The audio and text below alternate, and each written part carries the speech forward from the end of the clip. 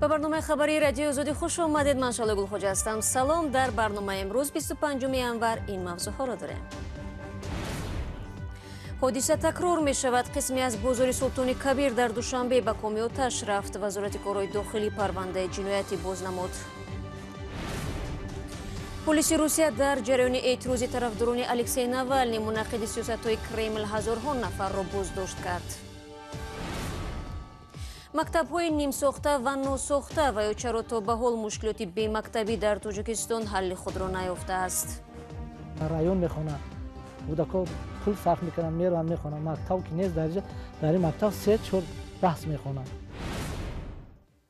صبح امروز در کلانترین بازار فروش مسائل ساختمانی دوشنبه سلطان کبیر سوختار به عمل آمد. برای خاموش کردن علنگای آتش صدها آتش نشان و کارمندان دسته تعینات مخصوص سفربر شدند. وزارت کارهای داخلی گفت آتش نشان ها به مبلغ 2 میلیون سومانی مال و محصولات مردم را از سوختار امین نگاه داشتند. جزئیات در گزارش مولا رجبی صوفی و شهلوی عبدالله. سوختار تقریبا ساعتهای 7:30 اینجا پشت سر من در بازار سلطان کبیر در رسته فروش چرخه ماشین و مبل سر زد. علنگه آتش تا آنجا بلند بود که دود آن را از کناره های اینجا هم مشاهده کردن ممکن بود. مسئولین وزارت کارهای داخلی تاجیکستان فوراً به جای حادثه نیروهای ویژه را فرستادند و صاحبکاران و ساکنان را اجازه ورود به بازار ندادند. دهها ماشین آتش خاموش کنی هم در اینجا دیده شدند. هرچند ساکنان از کار آتش خاموش کننده ها ناراضی بودند و بعضی صاحبکاران میگفتند به آنها اجازه دادن نمی شود تا اموال خود را از داخل بازار بیرون کنند. مسئولین بخش آتش نشانی گفتند به خاطر بی‌خطری اجازه نمیدهند که کسی وارد بازار شود. وزارت کارهای داخلی تاجیکستان بعد 3 ساعت حادثه گفت سوختار در نتیجه رسش کوتاه ناقل‌ها سر زده 2 ایوان فروش مال‌های پلاستیکی را فرا گرفت. اطلاع آلترناتیوی درباره سبب‌های سوختار فعلا معلوم نیست. دقیق نیست که چگونه متخصصان وزارت کارهای داخلی دوام 2 ساعت معین کردند که سبب سوختار رسش ناقل است. مقامات گفتند برای خاموش کردن آتش 16 اتوماشین آتش نشانی فرستاده شد و علنگه آتش بعد 2 ساعت خاموش کرده شد. هرچند برخی از شاهدان حادثه از کار آتش نشان ها ناراضگی داشتند که سر وقت آتش را خاموش نکردند.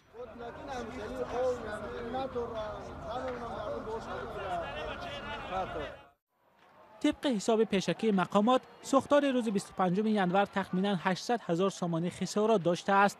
خبرگزاری از پلوس نوشته است آتش میدان 610 متر مربع بازار را فرا گرفت. وزارت کارهای داخلی گفت پرونده جنایی آغاز کرده سبب‌های دقیق حادثه معین کرده می‌شوند. این آتش سوزی اول در بازار سلطان کبیر نیست.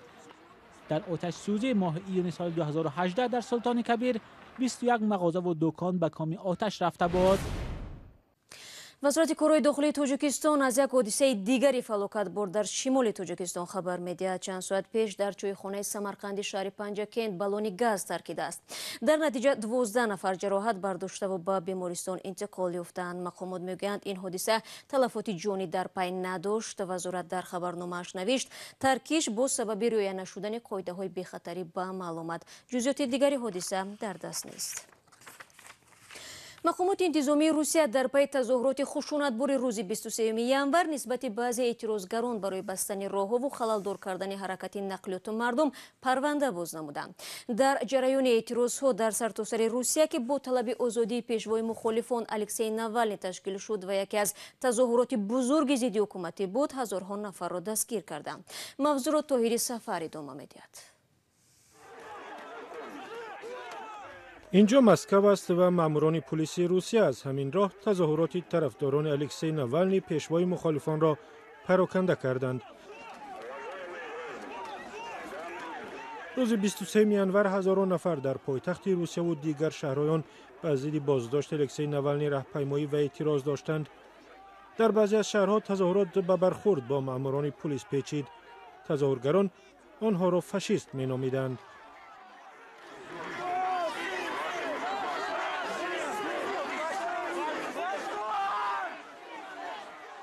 با گفته سازمان‌های غیر حکومتی بیشتر از 3000 نفر دستگیر شدند.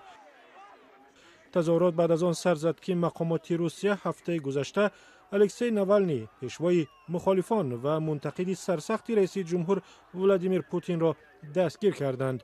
او بعدی بازگشت از آلمان در فرودگاه دستگیر شد. ناوالنی را برای معالجه به برلین برده بودند. کشورهای غربی حکومت روسیه را برای بدرفتاری با تظاهرگران تنقید کردند. وزیر امور خارجه فرانسه چنین عملکردها را لغزش به سمت خودکامگی در روسیه خواند. شما برنامه خبری رادیو آزادی رو تماشا دارید و برمیگردیم به تاجیکستان. مقامات حفظی حقوق آخر هفته گذشته چند خانه نفساخت در محله حسن‌آباد شهر دوشنبه رو تخریب کردند. آنها گفتند ساکنان به اجازه در جای شیناندن ارچه ها خانه ساختند. مردم باشند میگویند که برای بنیاد منزل از مقامات حجت داشتند. این خانه را نه فلاکتی طبیعی بلکه اکسکواتر ویران کرده است. مقامات روز 21 ژانویه حدود 15 خانه نوساخت را در محله حسن آباد شهر دوشنبه ویران کرده اند. خبرنگاران ما یک روز بعد حادثه به این محله رفتند.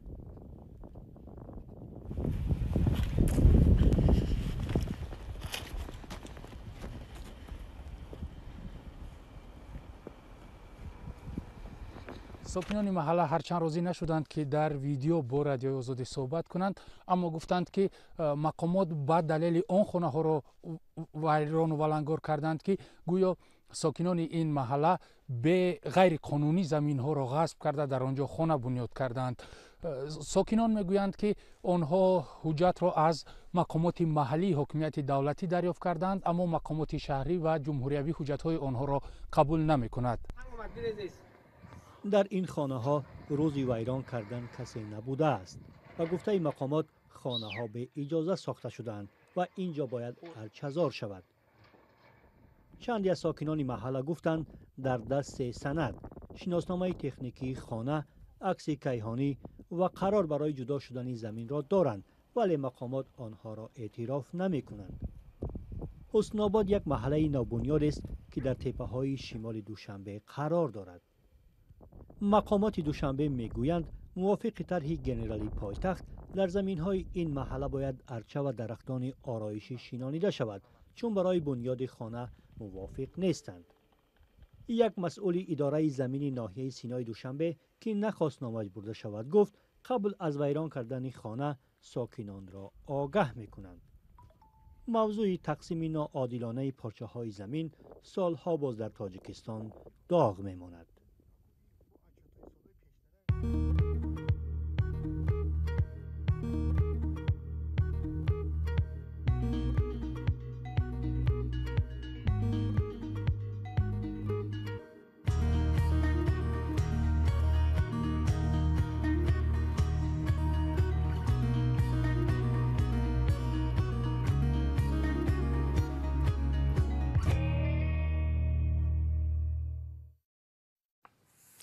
برنامه خبری رو ادامه میدهم. روز 24 январ در دهه مترون جماعتی از گلوم سنگ ریخته و به چند خانه آسیب رسانده است. حادثه نصف روزی به عمل آمده خانه ساکن دهه نوروشو مرد خدایف و چند عاقل مردم رو نیمه ویران کرده است. کاربران آزادی ویدیو با فرستادن نوار از محل حادثه گفتند ضمن افتیدن سنگ پاره به منزل این ساکن کودکانش در اتاق دیگر می نشستند و خوشبختانه زیان ندیدند. نمایندگان کمیته حالتهای فوق‌العاده نویه ونج میگویند خسارات رسیده به ساکنان دهه را حساب دارند. بینندگان عزیز، اگر شما نیز شاهد یگان حادثه شدید لطفاً خبر و نوار خود را به عنوان رادیو آزادی ارسال بدارید. با وجود اختصاص میلیون ها دلار برای بنیاد و از نوسازی مکتب های تاجیکستان، هنوز هم هزاران کودک تاجیک برای گرفتن تعلیم مجبورند راه های طولانی را طی کنند. مقامات وعده می‌دهند که در فکر حل این مشکلات هستند، اما نه همه والدین به وعده‌های مقامات باور دارند. علیشیر ظریفی و امرالدین اولیموف تحقیق نمودند که ریشه‌های نارسایی مکتب و یا در حال نیم ساخت باقی ماندن آنها از کجا آب می‌خورند.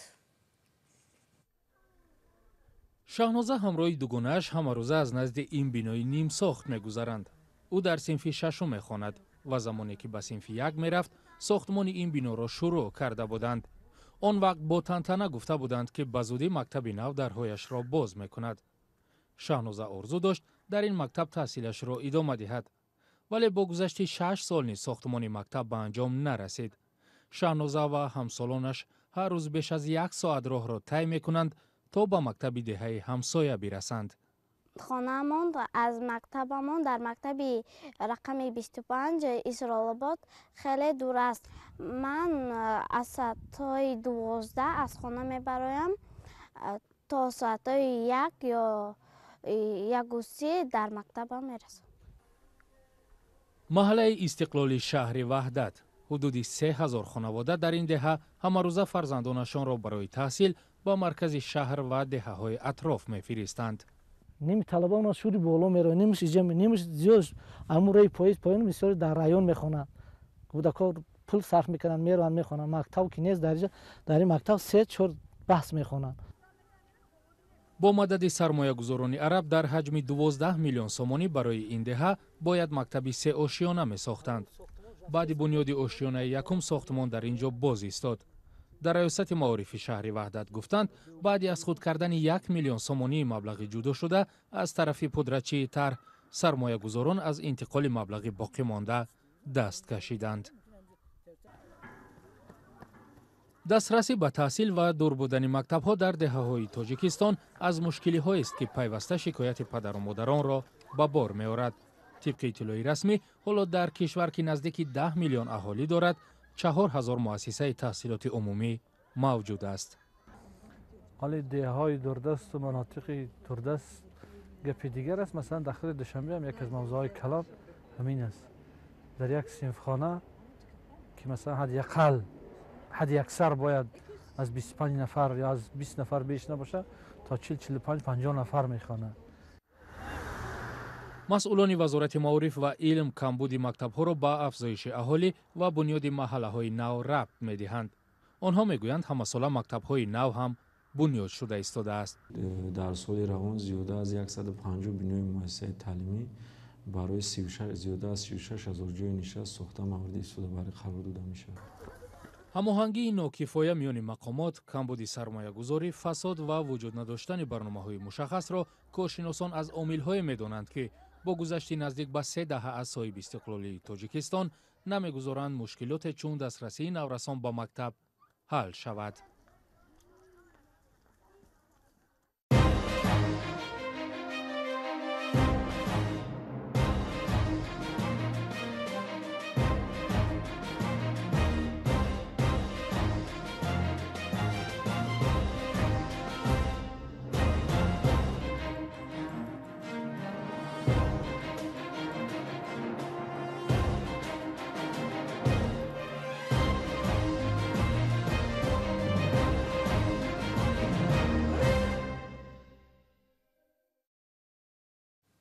وزارت مهنت توجیکستان میگوید گروه اول ساختمانچون توجیک روزهای نزدیک به شهر ایرکوتسک روسیه برای کار انتقال داده میشوند.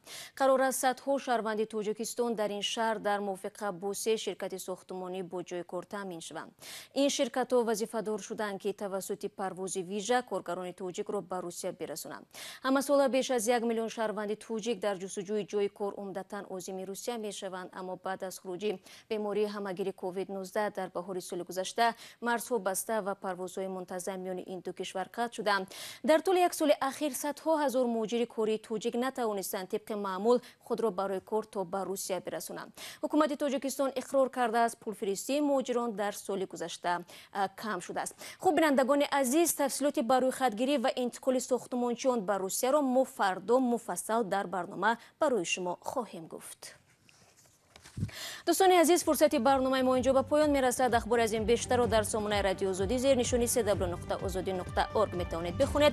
نوارهای روز چون همیشه در صفحه آزادی ویدیو در یوتیوب گذاشته میشوند. یادتان عزیزان نرود که فردا همه شما را با خبرهای نو منتظر خواهم بود. تا اون دم خود را احتیاط کنید و خدا نگهدارد.